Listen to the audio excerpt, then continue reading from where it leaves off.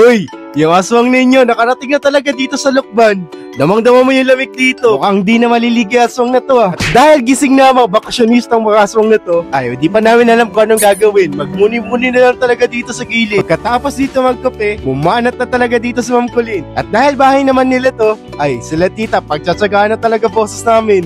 Sayang matutuwa ka dapat dito, Barney, kasi maraming mga puno. Medyo umuulan lang.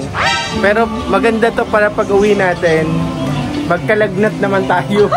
Pagdating ng gabi, eto na yung pinakahinihintay ng aswang na to. Yung maglakbay na. Pero di tayo lilipat ngayon. Ganito din pala yung mga daan dito. Parang nakakatakot. Parang anytime may lalabas dito mga aswang. Tapos nakakatakot pag nasalubong mo talaga dito yung mga kapatid kong biik na nagtatapos sa putik.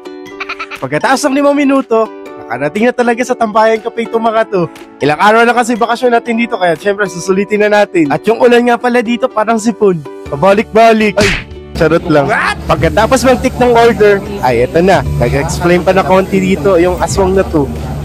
Hawak niyo po na yan. Beba. Uy, ito na ako.